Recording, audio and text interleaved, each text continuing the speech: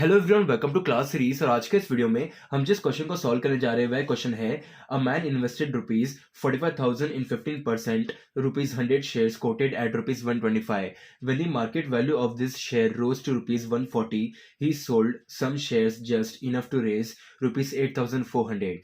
Calculate number 1 the number of shares he still holds, number 2 the dividend due to him on this remaining shares. तो सबसे पहले हम question को समझते हैं। क्वेश्चन में क्या बोला है? अ मैन इन्वेस्टेड, एक मैन है जो कि एक एक पर्सन है जो इन्वेस्ट करता है। कितना अमाउंट इन्वेस्ट करता है? 45,000 रुपीज इन टोटल इन्वेस्ट करता है इन 15%। यहाँ पे 15% बेसिकली रेफर्स टू है डिविडेंड यील्ड रेट। ठीक है, जो आपको पर ईयर का डिविडेंड कितना मिलेगा वो रेट दे रखी है। और 100 rupees shares quoted at rupees 125।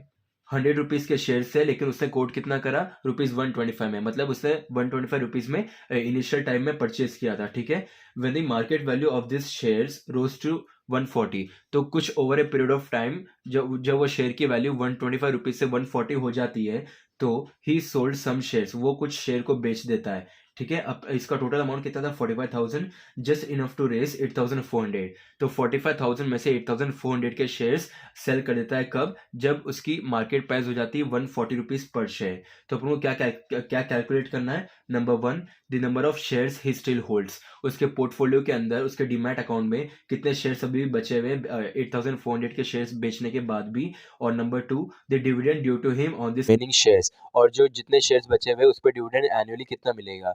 ठीक है, तो अपन को ये दो चीजें कैलकुलेट करनी है। तो सबसे पहले हम आंसर में लिखेंगे। हम सबसे पहले फाइंड आउट करेंगे नंबर ऑफ शेयर्स कितने हैं। ठीक है, लिखते हैं number of shares is equals to, कैसे करेंगे? टोटल अमाउंट कितना है, कितना इन्वेस्ट किया उसने? 45,000 रुपीज उसने इन्वेस्ट किया था।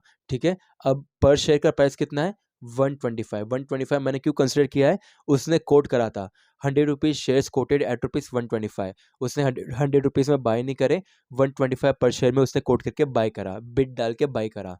ठीक है, तो ये फर्दर हो जाएगा 45,000 डिवाइडेड बाई 125 कितना होता है? 360 शेयर्स। ठीक है, हम ये कैलकुलेट कर रहे हैं ना, ये हो जाएगा नंबर ऑफ शेयर्स। तो अब अपन को पता है उस मैन के पास, उस पर्सन के पास टोटल 360 शेयर्स है। राइट, अब अपन को ये कैलकुलेट करना है कि मतलब उससे कितने शेयर बेचे हैं। ठीक है, ये कितने में खरीदा है? ये जो नंबर ऑफ शेयर्स है, इस 360 शेयर्स है ना, ये उसने खरीदे एट द रेट 125। ठीक है, 125 रुपये पर शेयर पे उसने 360 शेयर्स खरीदे, टोटल 45,000 आ रहा है। ठीक है, अब अपन करेंगे number of shares sold to raise rupees 8,400। मतलब उसको कोई भी कारण के लिए पैसे चाहिए थे, जो कि है 8,400, वो अमाउंट है। तो वो अब जो मार्केट प्राइस था ना, वो कितना चल रहा था उस टाइम? 140 रुपीज़ पर शेयर। ठीक है, यहाँ पे लिखा है ना, when the market value of this shares rose to rupees 140 he sold some shares. जब उसका मार्केट प्राइस 125 नहीं 140 रुपये था, तो उसने कुछ शेयर्स बेच दिए, अपन को पता नहीं, लेकिन टोटल अमाउंट दे रखा है। तो अपन यहाँ पे नंबर ऑफ शेयर्स कैसे कैलकुलेट करेंगे? इज इक्वल्स टू, कितने पैसे के उसने सेल करे? Total 8,400 divided by current market price क्या था उस टाइम? 140 था। ठीक है, तो हम करेंगे 8,400 डिवाइडेड बाय 140, कितना मिलेगा? 60। तो मतलब उसने 60 शेयर्स सेल कर दिए। तो आउट ऑफ टोटल उसके पास कितने थे? पोर्टफोलियो के अंदर 360 शेयर्स थे, उससे कितने बेच दिए? 60 शेयर्स को सेल कर दिया। अब उसके पास कितने बचे? 300 बचे, हम वो लिखेंगे। हमारा फर्स्ट केस क्वेश्चन में बेसिकली बोला ना, calculate the number of shares he still holds, हम लिखेंगे number of shares he still holds. कैसे होगा ये? हो जाएगा टोटल शेयर्स कितने थे? 360 शेयर्स थे, उसमें से 60 शेयर्स उसने बेच दिए, तो कितना बचा? 300 शेयर्स है।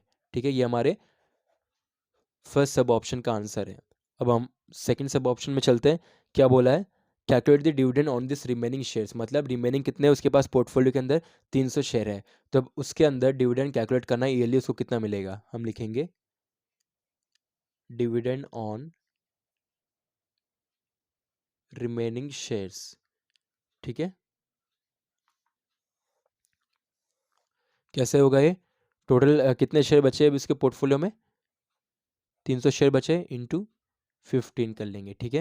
ये बेसिकली निकलेगा ₹4500, ठीक है। So this is your answer.